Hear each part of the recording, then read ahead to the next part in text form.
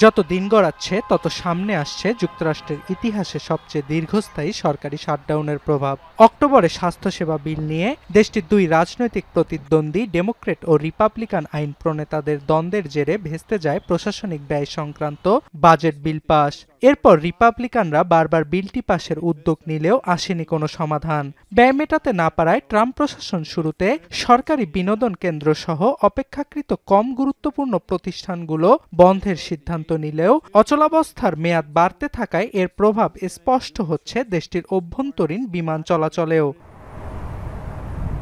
ইতোমধ্যে বেতন দিতে না পারায় পর্যাপ্ত বিমান পরিবহন নিয়ন্ত্রকের অভাবে মার্কিন ফেডারেল অ্যাভিয়েশন অ্যাডমিনিস্ট্রেশন পর্যায়ক্রমে দেশটির অভ্যন্তরে চলাচল করা বিমানের সংখ্যা কমানোর সিদ্ধান্ত নিয়েছে। নির্দেশনা অনুযায়ী শুক্রবার থেকে বিমান সংস্থাগুলো 4% ফ্লাইট চলাচল কমানোর সিদ্ধান্ত নিয়েছে। এতদিন জরুরি কর্মী অজুহাতে যুক্তরাষ্ট্রের অন্তত 13,000 বিমান পরিবহন নিয়ন্ত্রণকারী ও 50,000 নিরাপত্তা স্ক্রিনারকে কোনো বেতন ছাড়াই কাজ করতে বাধ্য করেছিল মার্কিন বিমান পরিবহন কর্তৃপক্ষ। কিন্তু দেশটিতে খাবারের প্রতি সম্মান জানিয়ে নভেম্বরে অনুষ্ঠিতব্য থ্যাঙ্কসগিভিং ডের কথা চিন্তা করে এবং কর্মীদের অতিরিক্ত কাজের চাপ কমাতে বিমান চলাচল কমানোর সিদ্ধান্তটি নেওয়া হয়েছে বলে এক্স বার্তায় জানান মার্কিন বিমান পরিবহন সচিব শন ডাফি।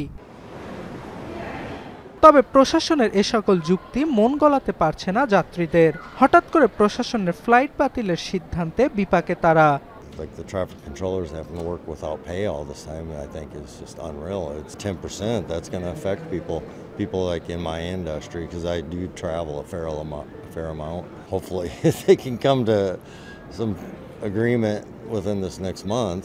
বিমান চলাচল বিশ্লেষণকারী সংস্থা সিরিয়াম জানায় এই সিদ্ধান্তের ফলে প্রতিদিন যুক্তরাষ্ট্রে বাতিল হতে পারে অভ্যন্তরীণ রুটে চলাচল করা প্রায় 1800টি ফ্লাইট। ঠিক কোন কোন ফ্লাইট এর আওতায় পড়ছে তা এখনও স্পষ্ট নয়। ফ্লাইট ফাইন্ডার ওয়েবসাইট গোয়িং এর ভ্রমণ বিশ্লেষক কেটি ন্যাস্ট্রো এক টেলিভিশন সাক্ষাৎকারে জানান, ছোট শহরের কম যাত্রী বহনকারী এবং সীমিত শিডিউলের ফ্লাইটগুলো বন্ধের আওতায় পড়বে।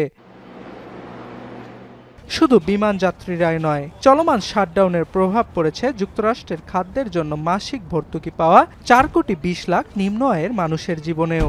সাপ্লিমেন্টাল নিউট্রিশন অ্যাসিস্ট্যান্স প্রোগ্রাম বা স্ন্যাপের বাজেট ফুরিয়ে আসায় নভেম্বরে এর কার্যক্রম বন্ধের সিদ্ধান্ত নিয়েছিল ট্রাম্প প্রশাসন।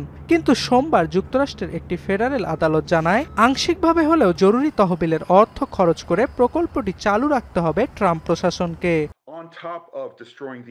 এদিকে এই বিপর্যয়ের মুখে মার্কিনীদের জন্য আশার আলো হয়ে দাঁড়িয়েছে দেশটিতে বিনামূল্যে পরিচালনাকারী বিভিন্ন সংস্থার ফুড ব্যাংক সার্ভিস। এতে খুশি খাবার গ্রহণকারীরাও।